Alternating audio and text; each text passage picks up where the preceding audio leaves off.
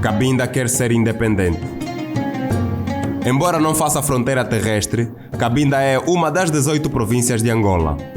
Localizada na região norte do país, é limitada a norte pela República do Congo, a leste e sul pela República Democrática do Congo e a oeste pelo Oceano Atlântico. Tem 739.182 habitantes e uma área territorial de 7.283 km². Depois de Luanda, é a província mais densamente povoada do país. Cabinda é um enclave rico em petróleo, manganésio, fosfato e florestas, representando mais de metade do petróleo angolano com cerca de 70% do petróleo bruto, o que se constitui a principal fonte de riqueza do país, uma vez que o petróleo representa cerca de 99% dos produtos exportados. Assim, Cabinda detém uma gigantesca importância para Angola do ponto de vista econômico. Porém, existe assimetria na distribuição de recursos que a terra possui e um histórico de conflito armado. O conflito armado entre a Frente para a Libertação do Enclave de Cabinda, FLEC, contra o governo de Angola, iniciou com uma insurreição separatista da FLEC na década de 60 durante o jugo colonial português e perdura até os dias de hoje. A FLEC tem desenvolvido uma forte oposição ao governo angolano por intermédio de ataques terroristas às forças de segurança, existindo assim uma longa guerra entre a resistência cabindense e o Estado angolano.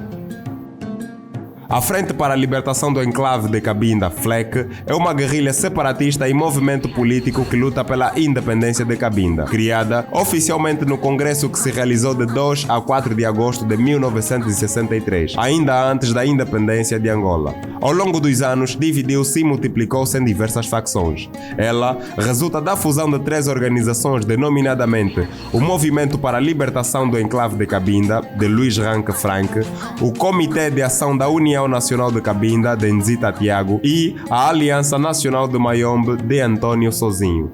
Meio século depois, a facção da FLEC de Nzita Tiago é a única que ainda mantém a resistência armada contra a administração de Luanda. Razões do conflito. A 1 de fevereiro de 1885, foi assinado o Tratado de Simulambuco estabelecendo Cabinda como um protetorado português. Foi erguido no local um monumento a comemorar a data, o que se constitui um argumento histórico.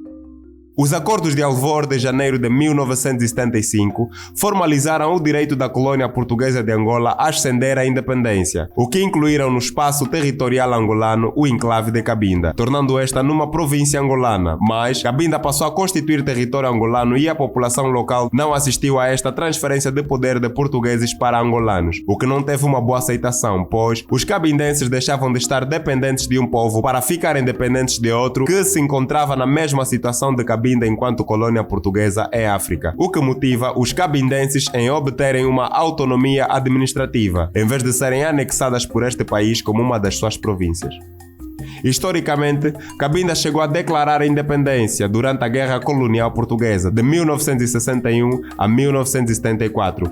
Os movimentos nacionalistas de Cabinda lutaram contra as forças armadas portuguesas.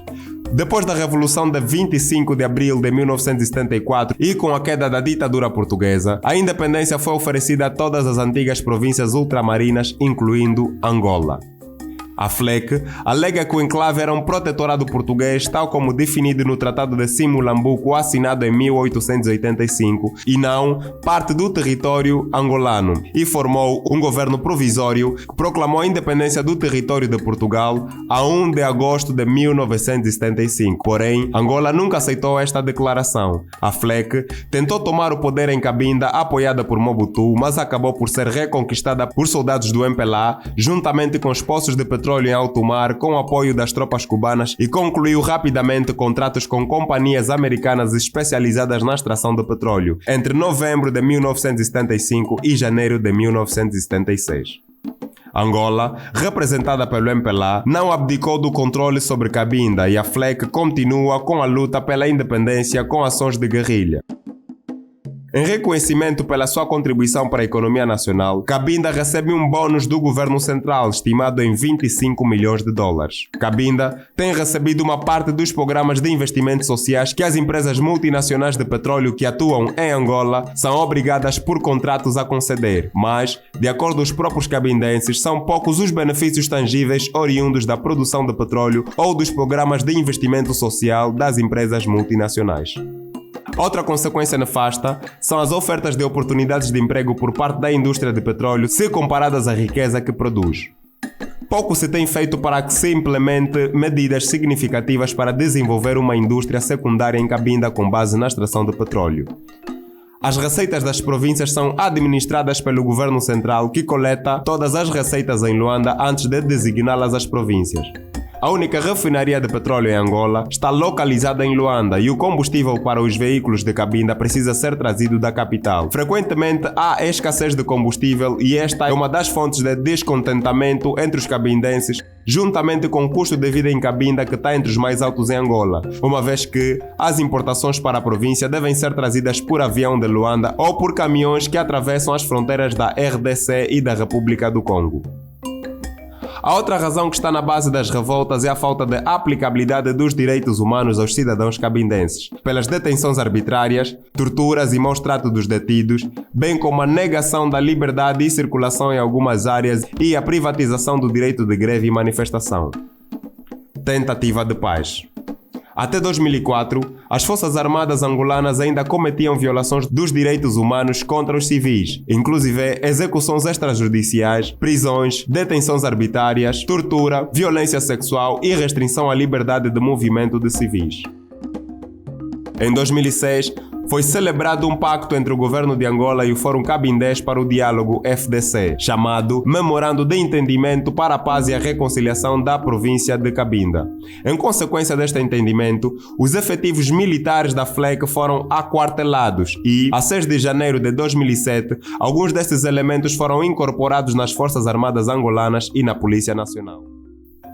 Este memorando gerou polêmica porque, de acordo a elementos inconformados da FLEC, os signatários da FLEC não tinham permissão comprovada para fazer tal acordo. Novamente, voltou-se às ações de conflito em 2010, quando os guerrilheiros independentistas atacaram um autocarro que transportava jogadores de futebol do Togo. Em inícios de março de 2011, as Forças Armadas angolanas capturaram o chefe do Estado-Maior das Forças Armadas de Cabinda, FAC, o então braço armado da FLEC. Até 2014, perdurou as emboscadas realizadas por guerrilheiros da Frente de Libertação do Enclave de Cabinda. A 13 de abril de 2020, a FLEC declarou um cessar-fogo provisório para facilitar a luta contra o coronavírus, mas foi violado a 3 de junho pelo exército angolano, segundo a FLEC, num comunicado de guerra. A resistência de Cabinda anunciou que nos confrontos deste dia com as Forças Armadas angolanas morreram 12 pessoas, entre elas 4 militares das Forças Armadas angolanas, 6 civis e 2 guerrilheiros independentistas. Em 2021, independentistas de Cabinda pediram adesão à Liga Árabe e em 2022 apelaram ao Conselho de Segurança da ONU, ao Presidente da República do Congo e à União Europeia que remetam a situação de Cabinda ao Tribunal Penal Internacional. Em mais de 40 anos, Cabinda não viu apoios que modificassem a sua situação ao ponto de marcar passos significativos para uma possível independência. Nos dias de hoje, ainda existem casos de violência entre as Forças Armadas angolanas e a FLEC, embora o governo angolano negue ataques em Cabinda. Para o presidente da FLEC, não existe unanimidade de pensamento entre a sua organização e a sociedade civil de Cabinda, a quando da sua metodologia a ser usada para a solução do chamado caso Cabinda. João Gonçalves Lourenço mantém-se em silêncio sobre a autonomia da província, ao passo que Adalberto da Costa Júnior, presidente da UNITA, propôs em época eleitoral tornar a província numa região autônoma. Proposta esta que foi encarada com ceticismo pelo presidente da Frente Consensual de Cabinda, tendo em conta o período da pré-campanha eleitoral. Do problema. No melhor dos casos, Cabinda deve ser um Estado ou uma região autônoma dentro da República de Angola, com poderes legislativos próprios, autonomia financeira, deixando a defesa e as relações internacionais para o Estado angolano. E assim chegamos ao fim de mais um vídeo. Comente sobre o tema, subscreva o nosso canal e partilhe.